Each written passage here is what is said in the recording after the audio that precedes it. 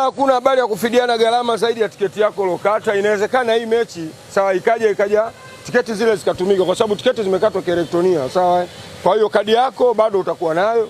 Mechi itakapotangazwa inachezwa uwanja fulani, basi utatumia nini tiketi yao.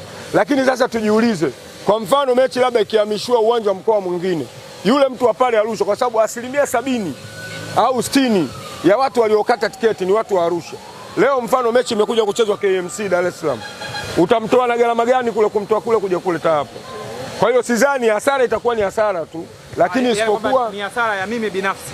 Hiyo ni hasara yako, itakuwa ni hasara ya watu binafsi, lakini sidhani kama TFF wanaweza wakagaramia mpaka manauli ya watu sio nini.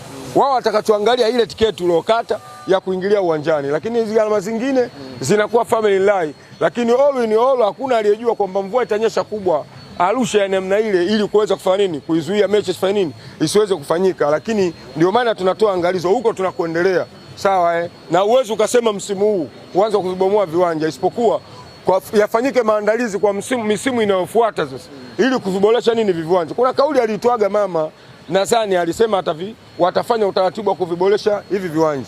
Aliongelea kuhusu taa na taa, kweli viwanja vingi vimefungwa nini taa, lakini hatuziangalii nini pichi. Pichi ndio muhimu zaidi. Kama inashindikana kuzihudumia nyasi, basi wanatakiwa waweke nyasi bandia ili ligi iwe inafanya inachezwa kama vile unavyoona uwanja wa nini, uwanja wa Singida ule. Sio wametumia uwanja wa nini, nyasi bandia, si ndio Airtel Stadium. Ukiangalia uwanja wa KMC, ukiangalia uwanja wa Azam, mechi zinafanya zinachezeka ingawa kuna kwa nini na mvua. Lakini hizi natural grass huwa mara nyingi zinakuwa na matatizo kwa sababu miundombinu ya kusafirisha maji baada ya mvua kunyesha ndio inakuwa na matatizo. Lakini mimi naamini hata Ulaya mvua unaona kabisa inanyesha na mechi inachezwa. Mfano South Africa sasa hivi hapa tunaangalia mechi ya Orlando, mechi inachezwa, mvua inanyesha, lakini bado still mechi inaendelea kufanya nini, kuchezeka, kwa sababu kuna miundombinu rafiki katika kunyonya nini maji na kuyafonza ili maji asituame.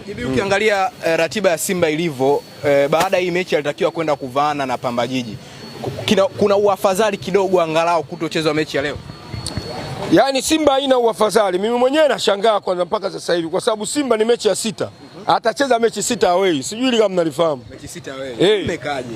Yaani bila kugusa pichi yake ya nyumbani, Meja Samuyo, Simba anacheza mechi 6 away. Simba alianza na Prison. Watu wengi waangalie. Mimi unajua naangalia Simba na iangalia ligi inavyokwenda hapo, naangalia na ratiba inaendaje na inaifuatilia timu yangu. Ndio hapa watu wanatakiwa wajue kwamba ma influencer wana kazi gani.